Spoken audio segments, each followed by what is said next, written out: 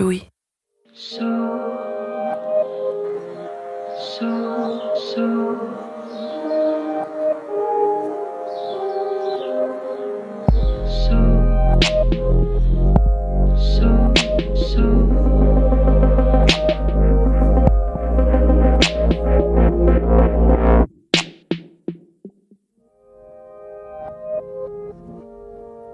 C'est l'histoire de n'importe quelle rencontre. On se fait une idée de l'autre et chaque mot, chaque geste affine cette idée, la développe, la transforme.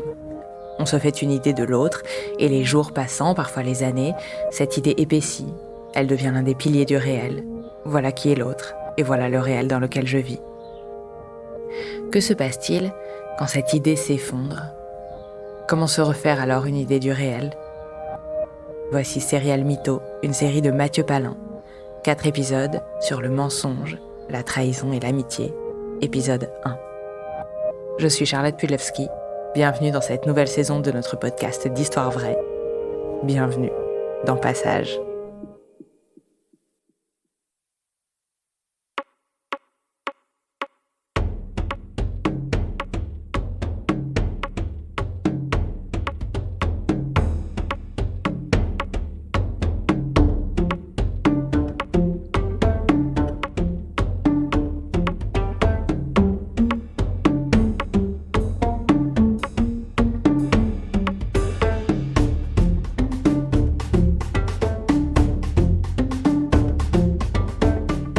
J'ai rencontré Titi pour la première fois, j'avais 17 ans. Je l'ai rencontré lors d'un stage d'équipe de France. J'ai rencontré Titi dans les années 2005-2006. J'avais 25-24 ans, un truc comme ça.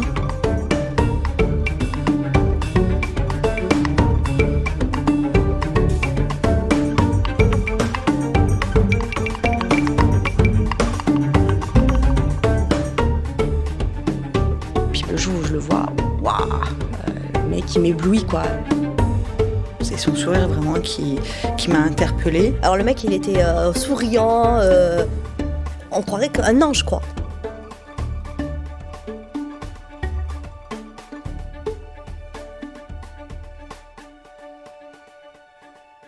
Je connais cet homme depuis que je suis toute petite. On a grandi ensemble dans le même quartier. C'était mon voisin et il était amoureux de moi quand nous étions petits. Je devais avoir 15 ans, donc il en avait 10. Et il venait sonner à l'interphone et quand je décrochais, il disait « Élodie, je t'aime ». Et il partait en courant, sachant que les deux entrées de nos bâtiments sont séparées d'à peine 10 mètres. Et ça a été ça pendant à peu près 4 ans, jusqu'au jour où c'est ma mère qui a décroché l'interphone et qui a vu que ça commençait à m'agacer. Et elle a vu sa mère dans le quartier et lui a dit « Écoute, il y a un de tes fils qui vient tout le temps sonner pour dire à ma fille qu'il l'aime, ça devient gênant ». Et la maman de Titi ne pensait pas que c'était lui, le plus jeune de la fratrie. Elle pensait que c'était son frère aîné, qui avait le même âge, à peu près le même âge que moi. Finalement, il a arrêté de venir sonner chez moi jusqu'au jour où il m'a fait une scène de ménage parce qu'il avait compris que j'avais un petit copain. Pour son âge, il avait énormément d'aplomb puisqu'il a arrêté mon chapi lorsque j'allais me garer en bas de chez moi. Et il a mis les bras, il s'est croisé les bras en me disant « Écoute, j'ai besoin de savoir, moi je t'aime ». Je lui ai dit effectivement, j'avais un petit copain et qu'il fallait arrêter de m'embêter.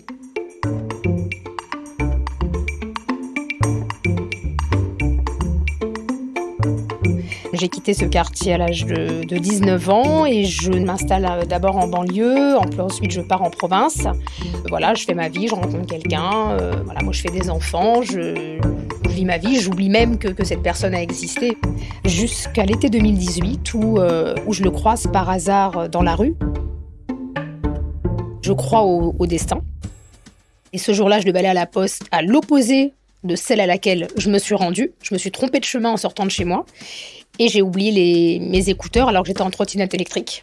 Et du coup, j'ai pu entendre quand il m'a interpellée dans la rue. Hello, hello, il crie. Et je me retourne parce qu'il est insistant. Et je le reconnais tout de suite. Donc je m'arrête, il coupe la voie de bus. Il se déploie devant moi et je me dis « Ah oui, en effet, non, c'est vraiment devenu un homme. » Et je lui fais repréciser son âge d'ailleurs parce que je ne savais plus combien d'années on avait d'écart. Et je me dis: «Ouais, enfin, l'écart se voit, pas du tout, il est beau comme un dieu, il y a toujours ce sourire angélique avec ses fossettes», Je me dis: «C'est peut-être un coup du destin». Ma maman l'aimait beaucoup, elle me disait tout le temps: «Oh, qu'est-ce qu'il est beau, le petit Titi». Je me dis: «Allez, c'est peut-être un signe. Allez, on se met à discuter. De tout, de rien, de la vie, qu'est-ce que tu deviens? Tu travailles où?» Donc moi, je lui annonce que je suis en train de devenir avocate, que voilà, j'ai 3 enfants en garde alternée, que j'habite à Ivry-sur-Seine. Lui me dit qu'il est revenu habiter chez sa maman dans le 13e après être parti pendant des années parce qu'elle avait un cancer et qu'il fallait qu'il s'occupe d'elle, qu'il a été footballeur semi-professionnel et qu'il a dû arrêter à cause d'une blessure au genou, je crois, et que finalement il est devenu boxeur professionnel. Il me raconte qu'il est célibataire depuis un petit moment parce que les filles ne l'intéressent plus. Il a été trop déçu par les filles, qu'il travaillait pour le ministère de la Justice en tant qu'éducateur spécialisé dans un centre éducatif fermé. On a marché une douzaine d'heures dans le 13e. On a arpenté les rues du 13e qui nous est si cher parce c'est une ville qu'on affectionne particulièrement tous les deux, enfin un arrondissement qu'on affectionne. Et on est allé boire un verre. On a refait le monde pendant 12 heures. On s'est parlé de nos vies, on s'est parlé de tout, de rien. Et on n'a pas réussi à se quitter. À 9 heures du matin, on était encore en bas de chez moi en train de discuter et on s'est embrassés au cinéma avant que je parte en vacances. C'est un coup de foudre, hein. C'est vraiment un gros coup de cœur. J'arrête pas de penser à lui. Je me dis pourquoi pas. Vraiment, là, sur ce coup-là, je crois au destin et je pense que c'est ma mère de là-haut qui m'envoie un signe.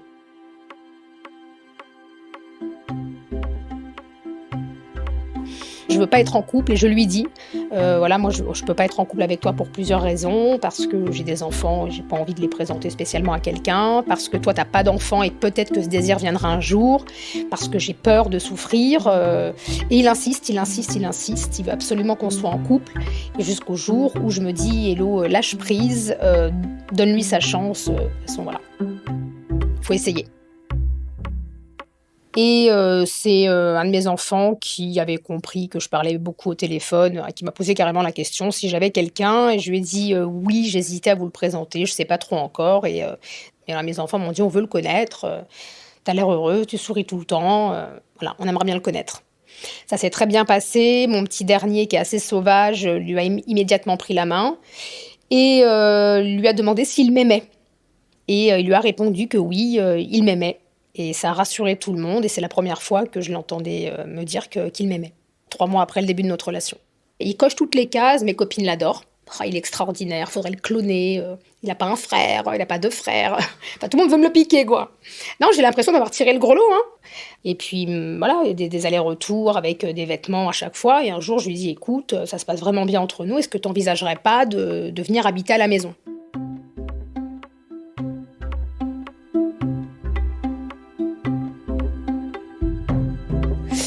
Mais rapidement, j'ai constaté que son travail prenait beaucoup de place. Sa boxe aussi, mais comme moi j'étais athlète à ce moment-là, je m'entraînais aussi, donc pour moi on était à égalité au niveau entraînement, donc ça ne me dérangeait pas.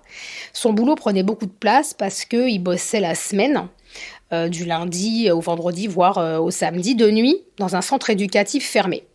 Un centre éducatif fermé, c'est un endroit où sont placés des jeunes délinquants mineurs, soit en attente de décision de justice, soit en attente de procès, ou soit en peine alternative. C'est-à-dire qu'ils auraient pu aller en prison, mais on leur laisse une chance d'être dans ce centre fermé.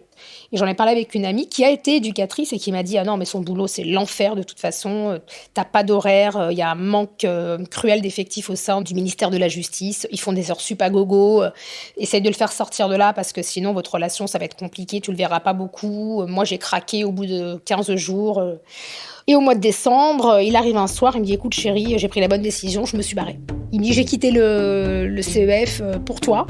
Puis même pour moi, c'était plus vivable. Je veux une vie de famille, je veux une vie stable aujourd'hui. » J'ai dit « Franchement, mais tu vas faire quoi maintenant ?» Il me dit « Écoute, j'ai un pote qui me propose quelques remplacements en attendant dans un CER, donc Centre Éducatif Renforcé, à Aubervilliers, le temps que mon pote me fasse entrer dans son CEF à Saint-Try. » Tout roule. Moi, j'étais heureuse, hein. Mais au mois d'avril, j'ai eu des problèmes de santé. J'ai d'abord eu une rupture du tendon d'Achille. Donc j'étais athlète, donc je courais, j'ai eu une rupture. Et juste derrière, j'ai eu un autre problème, j'ai eu une tumeur. Et là, il a été plus que présent. Mais alors vraiment, c'est là où vraiment je me suis dit, j'ai beaucoup de chance de l'avoir. Parce qu'effectivement, il travaille énormément. Effectivement, il a des horaires à rallonge. Des fois, ça se poursuit un peu la journée. Enfin, il arrive fatigué. Je me dis, il est quand même très courageux.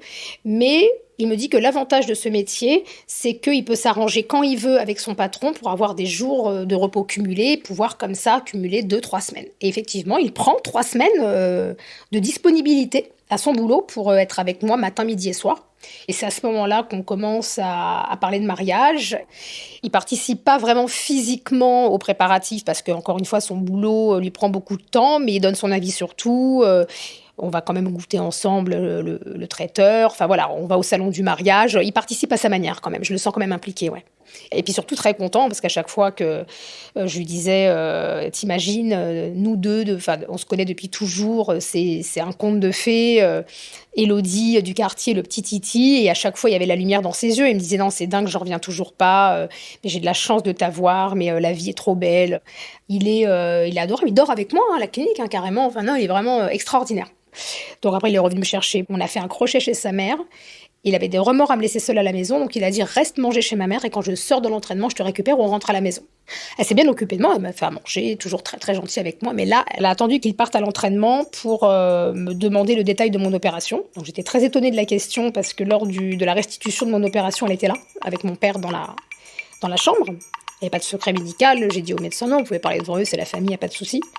Et quand je lui ai dit de quoi je m'étais fait opérer, elle avait les larmes aux yeux, elle m'a dit « Est-ce que tu es en train de me dire que mon fils n'aura pas d'enfant avec toi ?» Alors, je lui ai dit « C'est clairement ce que je suis en train de te dire. » Et surtout que c'était pas du tout d'actualité. Moi, dès le départ, j'avais dit que je ne lui ferais pas d'enfant. Et elle m'a dit « C'est pas grave, il ira en faire dehors. » Et comment ça ? Elle me dit « Il fera un peu comme tout le monde, il aura des enfants cachés. »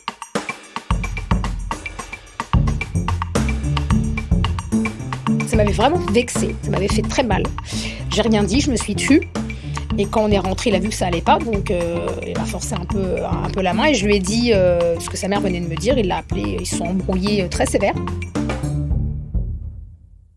Peu de temps après, il m'appelle, il me dit « Est-ce que tu peux me rendre un service ? J'ai reçu une alerte et j'ai un colis qui est arrivé au relais là sur l'avenue. » Bien sûr, pas de souci. Il me dit, je l'ai mis à ton nom, comme d'hab, tu sais, les colis, vente privée, je les mets à ton nom parce qu'à chaque fois, c'est toi qui vas me les chercher. Donc, au lieu que je te laisse ma carte d'identité, donc fluide, quoi, très bien. Ouais, ok, pas de souci. J'ai l'habitude d'aller en chercher pour lui, j'y vais tout le temps. Donc, je me retrouve chez ce point de retrait. Et là, il me dit, non, il y a 2 colis à votre nom. Et lui m'avait dit qu'il avait commandé une lampe, une Maglite. Et il me dit, non, il y a 2 colis, j'y vous êtes sûr. Mais comme moi, je commande aussi sur vente privée, je me dis, ça se trouve, c'est un des miens qui est arrivé, que j'avais oublié. Bon, ok, très bien. Je ramène les 2 colis à la maison et puis j'ouvre les 2, puisqu'il y en a un qui est censé être pour lui et l'autre peut-être pour moi. J'ouvre les 2, donc il y en a un, il y a bien une lampe de poche. Et l'autre, je trouve un tube de gel lubrifiant et des lingettes lubrifiantes. Donc là, je suis quand même perplexe, je me sens pas bien d'un coup. Je m'assieds et je regarde ce colis, je me dis, c'est quoi ce bordel ? Je me dis, ça doit être une erreur, c'est impossible. Donc avant de l'appeler et de ruer dans les brancards, j'appelle VP, le service client, et je lui dis, vous pouvez me dire par combien termine la carte bleue ? Elle me dit, non, vous dites-moi, et je vous dis si c'est ça ou pas. Donc je donne les 4 derniers chiffres, elle me dit, oui, c'est bien ça. Et elle me donne la date d'achat, je me souviens, elle me dit le 1er juillet. Et je me dis, le 1er juillet, il était en stage de boxe. Ok, je suis donc dans un stage de boxe. Il va acheter du gel lubrifiant et des lingettes. J'en parle tout de suite à mon amie, d'ailleurs j'arrive chez elle, mais elle, d'une bienveillance extraordinaire, elle me dit c'est pour toi. Je dis pour moi. Elle dit mais bien sûr que c'est pour toi. Il n'ose pas te dire que peut-être vous avez des problèmes d'intimité. Je m'en ai aucun problème. Elle me dit ça c'est ce que tu crois toi. Mais peut-être que lui pense que tu as un problème et t'es tombé dessus. Donc là il est hyper gêné, il aurait plutôt préféré l'ouvrir lui. Je l'appelle, je lui en parle. Je dis écoute voilà, est-ce que c'est toi qui as acheté ça ? Et j'entends... Je me dis, merde, il a pété son téléphone, il n'est pas content. Plus de nouvelles. Et il arrive le lendemain. Il fait la gueule, il me dit, c'est inadmissible que tu remettes en question mon amour pour toi. C'est pas moi qui ai acheté ce truc-là. Toi aussi, c'était déjà arrivé de recevoir un article que tu n'avais jamais commandé. Rappelle-toi ta paire de gazelles chez Adidas. Tu as reçu une paire de gazelles à ta taille, à la maison, alors que c'était pas pour toi. Je lui dis, ouais, c'est vrai. Il dit, alors tu vois bien que ça arrive, les erreurs.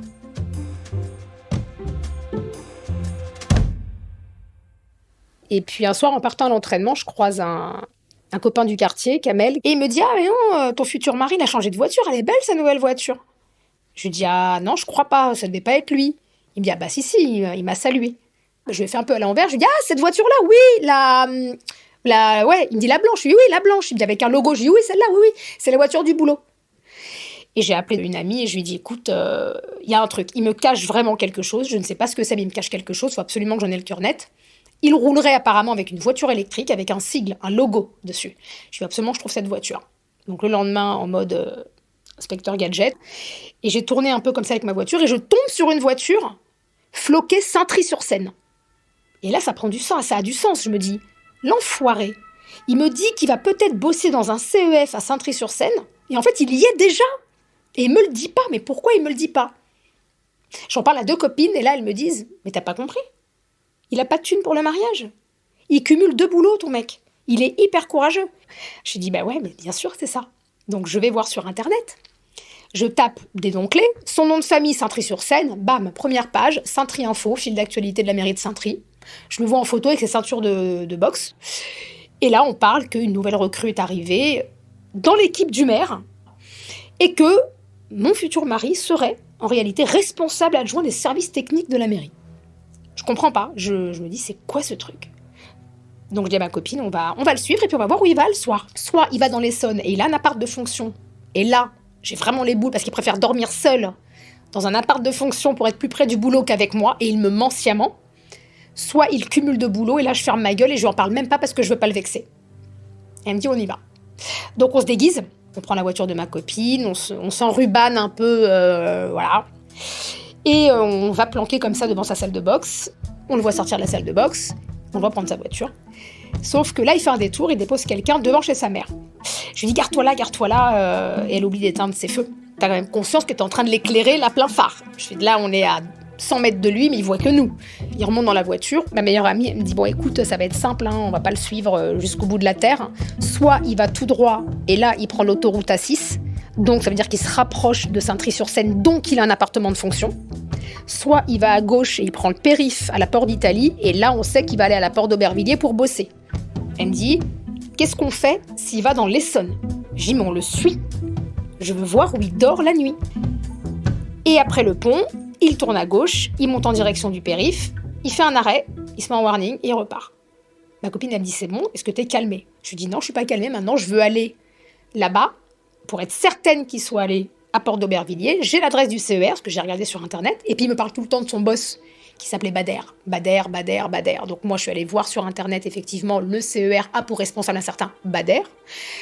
Je vais donc avec mon ami jusqu'à Porte d'Aubervilliers, guidée par une autre amie au téléphone qui nous dit, les filles, perdez pas votre temps, il y a un parking intérieur, je vois le CER sur Google Earth, sur Google Maps, je sais pas comment elle a fait. Elle me dit, il y a un parking intérieur, quoi qu'il arrive, il va se garer à l'intérieur, vous le verrez pas rentrer. Donc fin de la mission, on rentre, et là il m'appelle. Il m'appelle sur la route, je décroche pas, 1 fois, 2 fois, 3 fois.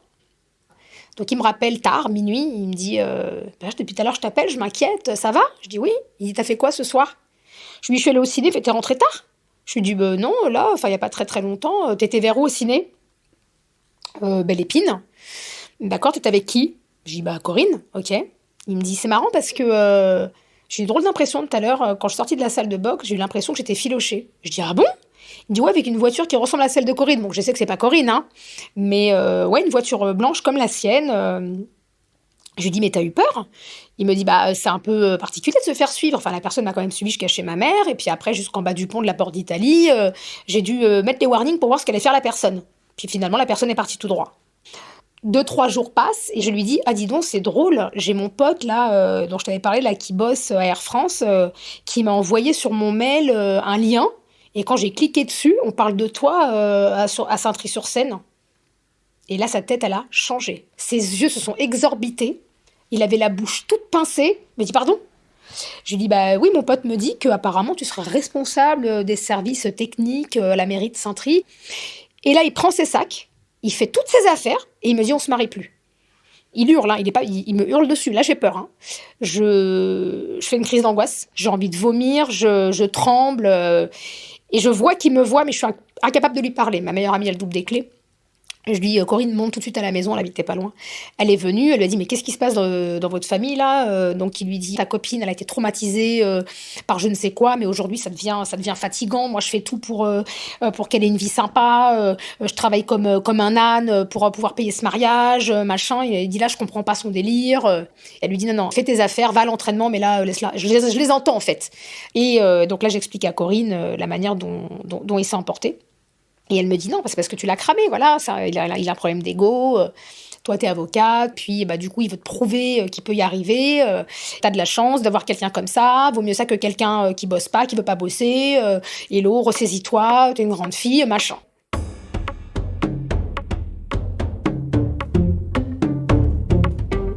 Un jour où on devait se rejoindre à la maison un samedi, je l'attends 1 heure, 2 heures, 3 heures, je l'appelle, je lui dis qu'est-ce que tu fous? Il me dit non, en fait, on doit aller vendre la voiture avec Karim, tu sais, le GLA dont je t'ai parlé, ça y est, on a trouvé un acheteur à la frontière belge.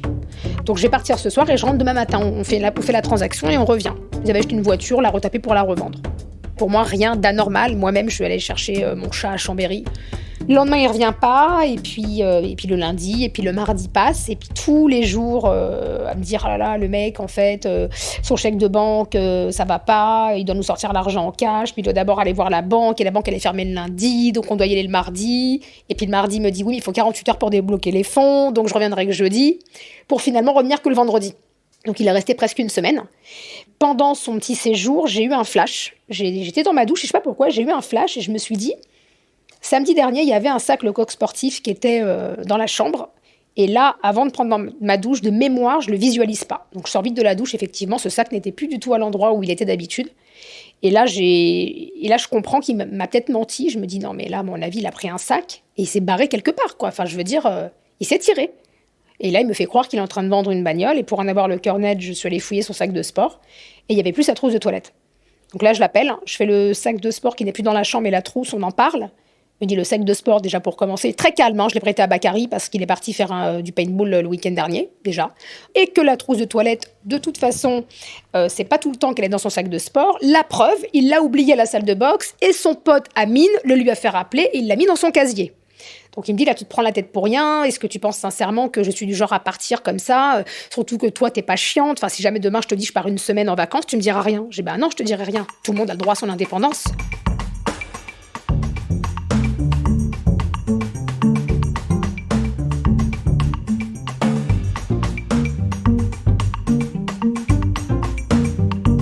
J'ai chopé un jour en train de regarder la photo d'une fille sur le canapé quand je suis sortie de la chambre.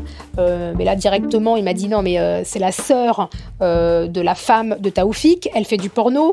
Taoufik vient de m'envoyer ça. On est tous sur le cul. Moi, je la connais, sa sœur. Je suis choquée. Amandine, elle va arriver en France, qui habite au Canada. Elle va tout péter. Sa sœur en a parlé à personne. Ils ont découvert ça sur le dark web. Est-ce que tu veux qu'on appelle Taoufik maintenant? Je fais mais non, il est tard. Je fais non, au Canada, il fait jour. On peut l'appeler là. Voilà. Des petits trucs comme ça. Mais à chaque fois, il me tend son téléphone, lui. Et j'en parle à une de mes meilleures amies. Je lui dis, mais non, je pense que je vais lui mettre un détective privé aux fesses. Et là, elle me dit, si tu fais ça, je te parle plus jamais. C'est pas parce que tu as eu, effectivement, par le passé, des personnes qui t'ont trompé, qui sont tous pareils. Il faut vraiment que tu apprennes à faire confiance. Ça s'appelle le lâcher-prise. Là, c'est des épreuves qu'on t'envoie pour apprendre justement à faire confiance. Et tu vas te marier, je te rappelle. Donc, si tu fais pas confiance maintenant, te marie même pas. Et elle était sérieuse, Alors, j'avais déjà contacté un détective et tout. Un mec avec qui je travaille dans le cadre de mon activité professionnelle. Là, on est juste avant le mariage. On part à Montpellier avec son meilleur ami, ses enfants, mes enfants. Et il n'a pas voulu se baigner avec nous. Il était préoccupé, il était vraiment, vraiment pas bien. Il était au téléphone et quand je suis revenue à côté de lui, il était en train de pleurer. Donc il a fondu en larmes dans mes bras, mais je ne savais même pas quoi faire. Et il me dit, c'est ma mère, elle a un problème, elle a un caillot de sang entre l'œil et le cerveau, et si elle ne se fait pas opérer, elle va faire un AVC. Il faut absolument que je trouve un billet d'avion pour demain soir. Donc j'ai pris un billet avec mes tarifs préférentiels, il est remonté à Paris, il devait rester 48 heures, il est resté 1 semaine. Moi, je lui ai envoyé un petit message à sa mère en disant coucou, j'espère que ton opération va bien se dérouler, je suis vraiment désolée, t'as vraiment pas de chance avec la santé, oui, grâce à Dieu, ça va aller, si vous êtes avec moi, merci de vous occuper de moi, blablabla, enfin bref. Donc lui, je le laisse pour aller à Paris, il était en larmes, je l'ai tous les jours au téléphone, sa mère va pas bien, sa mère a une infection, sa mère ceci, sa mère cela. Ça dure 1 semaine. Et moi, à ce moment-là, je suis donc dans la maison avec son meilleur ami et ses enfants. Et j'ai une amie qui me rejoint de Toulouse. Et là, je commence à me confier à elle. Je lui dis, écoute, il y a des trucs qui commencent à me turlupiner. Et il lui arrive toujours un truc extraordinaire, en fait. Moi, je pensais que ma vie à moi était rocambolesque, mais alors la sienne, j'ai trouvé mon maître. Et on a commencé comme ça à lister tous les doutes que j'avais eus qu'il a réussi à éteindre. Pendant le Covid, il devait prendre quelques jours. Parce que nous, on devait partir une semaine au Mexique ou je sais plus, en République dominicaine, je sais plus. Il devait passer la semaine à la maison puisqu'il avait pris sa semaine pour partir en vacances. Le lendemain, son boss le rappelle en lui disant « Puisque t'es pas parti, on a besoin d'effectifs, il y en a plein qui ont le Covid, machin. » Et il rentre en larmes 2 jours après en me disant « Mais j'ai un collègue qui est mort. » Je lui dis « Mais t'es sérieux ?» Je lui dis « Il avait quel âge ? 27 ans, pas de comorbidité. » Voilà, donc j'énumère ça à ma copine, on note. Je refais toute l'année comme ça, toutes les incohérences que j'ai relevées. Elle me dit, c'est toi le problème, tu ne fais pas confiance. Je lui dis, j'ai des intuitions, et j'en redonne une encore. Je lui dis, au mois de décembre, après Noël, on allait manger chez sa mère, et mes enfants jouaient dans son ancienne chambre, donc. Et là, je vois un parfum que j'avais jamais vu, et il y a écrit, sur le parfum, « À mon petit démon, signé N, 3 petits points. » J'ai vrillé. Mais comme j'ai mes enfants dans mon dos, je dis rien. Il arrive dans la chambre, il me dit, mais vous faites quoi la famille, là ? On rentre J'ai dit, ouais, 2 secondes. Et je dis aux enfants, allez dire au revoir à mamie. J'ai maman arrive, et là, il me regarde, il me dit, ça va pas ? Il me dit, t'es toute blanche. Ah ouais ? Je lui dis, c'est-à-dire que le parfum, là, c'est quoi ? C'est comment ? Il me dit ça, là ? Il me dit, ça fait 5 ans que je l'ai. Mais alors, vraiment très détendu. Je fais, comment ça, je l'ai jamais vu ? Il fait, tu crois que tu vois tout ce qu'il y a ici ? Quand j'ai fait mes dernières affaires, c'est des trucs que j'ai retrouvés, machin. Il me dit, je le mets même pas, je déteste, je vois bien qu'il est plein. Je dis, justement, ça fait peut-être penser à quelqu'un qui te l'aurait offert à Noël, hein, que t'as pas encore eu le temps de mettre et que t'amènes pas à la maison parce qu'il y a une gravure dessus. Il m'a dit, non mais, je sais que je t'envoie dans ma chambre, mon ancienne chambre, habiller les enfants, je laisse le parfum là. Je fais, c'est qui me l'a offert ce parfum ? C'est Nawel. Je dis, mais c'est qui elle ? Il fait, je t'ai raconté. C'est vrai qu'il m'avait raconté quelques temps avant qu'à l'époque, quand il boxait, il y avait une fille qui venait du Sud, qui est arrivée dans leur club, qui était folle amoureuse de lui, qu'elle a tout fait pour sortir avec lui, qui voulait pas qu'elle lui offrait des cadeaux et des blabla. Et il me dit, c'est Nawel qui me l'a offert. Et je l'ai jamais mis parce qu'il pue, tout simplement. Donc voilà, c'est des trucs comme ça que du coup, je raconte à Virginie. Mais elle me dit, elle me dit, honnêtement, je vois pas ce mec-là te tromper. Et elle me dit... Enfin, tu peux pas voir comment il te regarde. Elle dit, toi, t'as un regard extérieur. Elle dit, mais nous, on le voit, il est fou amoureux de toi. Elle me dit, je te jure que c'est pas possible. Donc, moi, je commence à me raisonner et je me dis que peut-être j'ai peur de me marier. Et quand il revient, tout se passe bien. Voilà, on reprend notre petite vie de couple normale. À la fin des vacances, se passe très bien. L'avant-dernier jour, je le trouve très pris par son téléphone. Alors, c'est quelqu'un qui est toujours beaucoup sur son téléphone. Et je lançais des regards à Virginie. Et je ne trouve pas qu'il est un peu beaucoup sur son téléphone. Elle me dit, ouais, non, j'avoue. Elle me dit, honnêtement, là, maintenant que tu me le dis, je remarque qu'effectivement, il y a quand même beaucoup. Et là, je fais quelque chose que j'ai absolument jamais fait de ma vie. Je lui fais un coup de vis. J'arrive à côté de lui pour voir ce qu'il est en train de faire. Donc, je suis arrivée assez vite. Donc, je l'ai surpris. Et là, il a éteint son téléphone immédiatement. Là, j'ai vraiment chopé les boules. Je me suis un peu isolée. J'ai fait un peu le tour du pâté de maison. Je me suis isolée dans un parc. Et finalement, il m'appelle. T'es où ? Puis il vient me voir. Il me dit, c'est quoi ton problème ?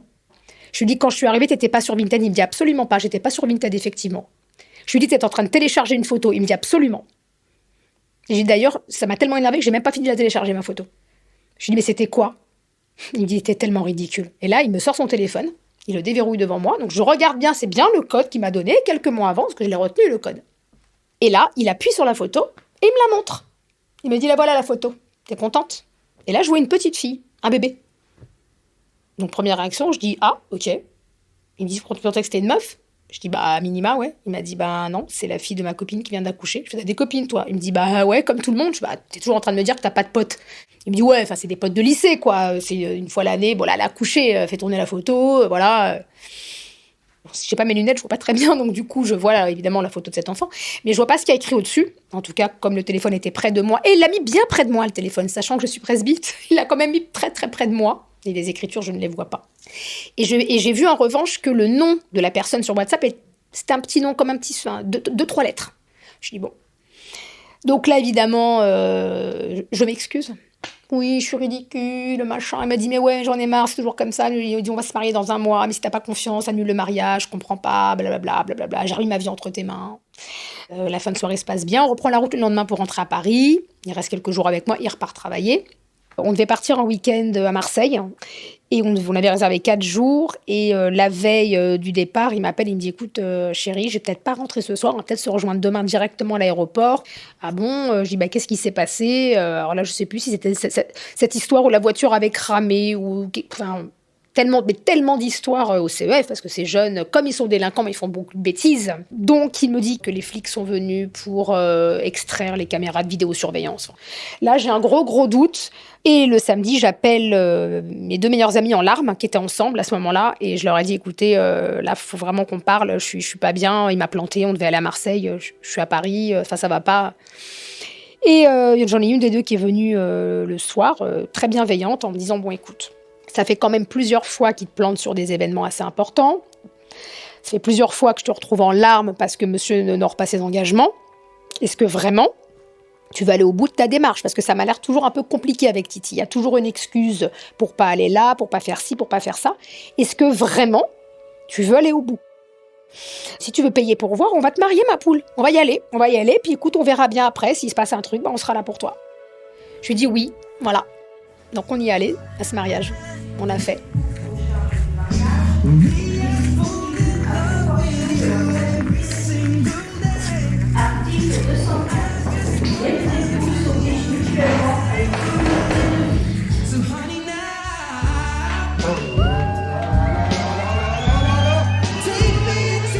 Super cérémonie, il me fait un discours qui fait pleurer tout le monde. Alors un discours franchement magnifique. Mes enfants font des discours, voilà, la soirée se passe extrêmement bien, on passe une super soirée, on est content de s'être mariés, nos amis sont heureux, voilà.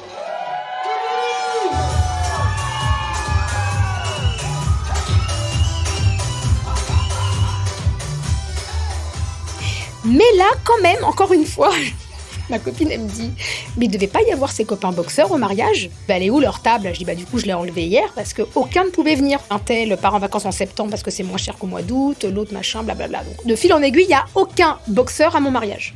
Et puis, il m'avait donné le nom des femmes en plus pour les faire part. Je vais faire les enveloppes. Il part avec en stage au mois de juillet pour leur donner. Il revient, il dit « Du coup, j'ai donné à tout le monde. » Bref. Finalement, moi, je fais fi de tout ça. Mes amis sont là. On a nos amis en commun qui sont là. On a les amis de notre quartier qui sont là. Voilà. Il y a quand même des gens, il y a quand même des invités. Je veux dire, c'est pas un mariage en catimini. Il invite quand même des gens. Ouais, c'est un mariage de 80 personnes, quoi. Avec les enfants, il y a 100 personnes quand même. C'est un beau mariage. Entre deux Covid, on a vraiment eu de la chance de se marier. Parce que la semaine d'avant, il parlait de fermer les mairies. Et la semaine d'après, il n'y avait déjà plus de mariage. En gros, on est passé entre les mailles du filet.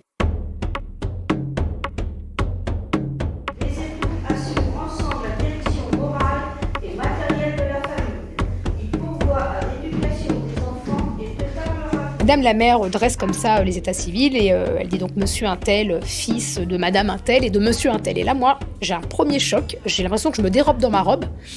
Je me dis, mais c'est pas du tout le nom du père qui m'avait annoncé. Donc, je regarde ma copine à droite. Je vois qu'elle me regarde avec un air un peu gêné. Je dis, c'est quoi ce truc?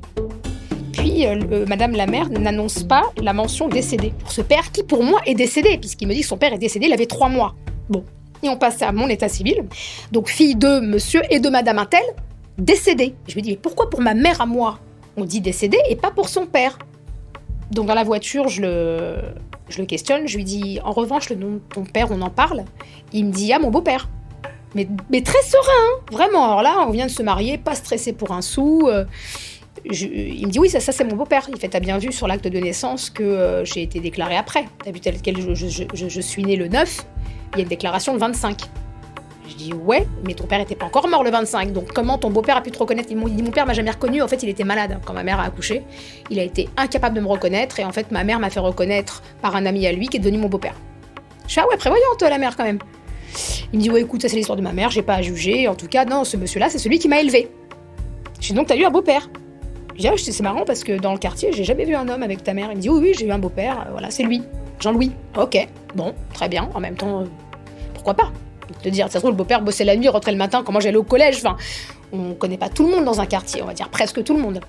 Juste après, on rentre à Paris, on reste en vase clos pendant 48 heures. Ça se passe super bien, on savoure les moments comme un jeune couple. Que ces 2 jours-là sont vachement heureux, on vient de se marier, on voit l'avenir plutôt en rose.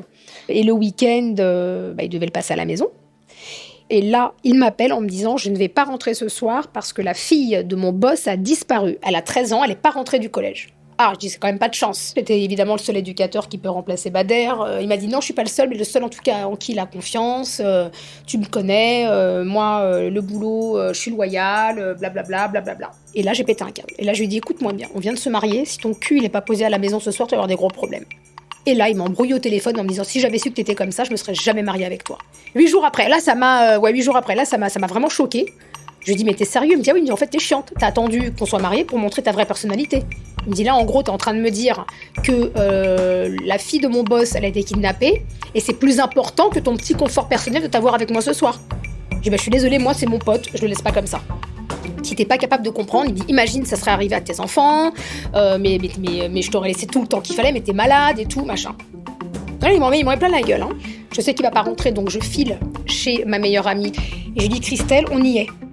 Et elle comprend, elle sait, Christelle n'a pas besoin de trop parler avec moi.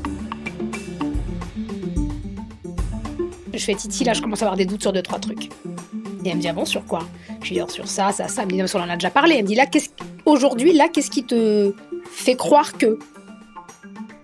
Je lui dis, je sais pas. Je le sens stressé à nouveau, je sais pas. Je dis, je le sens pas, et je pense que je vais faire un truc que j'ai jamais fait de ma vie. J'ai ses codes internet pour aller sur sa facture de téléphone, et je pense que je vais y aller. Elle me dit, t'es sûre de toi? Tu peux trouver des choses. Je lui dis, s'il y a des choses à trouver, je les trouverai. J'ai besoin de le faire.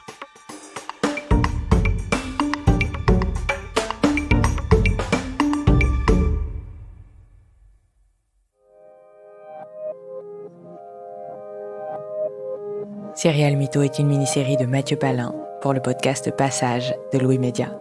Les enregistrements ont été réalisés par Mathieu Palin. Le montage a été fait avec l'aide de Julia Courtois, Capucine Rouault et Bénédicte Gilles. La musique a été composée par Thomas Rosès, qui a aussi assuré la réalisation et le mixage de ces épisodes. Louise Emerlé est productrice et Elsa Berthaud, attachée de production. La supervision éditoriale et de production a été assurée par Maureen Wilson et Mélissa Bounois. Je suis Charlotte Pudlowski et vous écoutez Passage, le podcast d'Histoire vraie de Louis Média. Et si vous souhaitez soutenir Louis, n'hésitez pas à vous abonner au club louismedia.com/club. À très vite.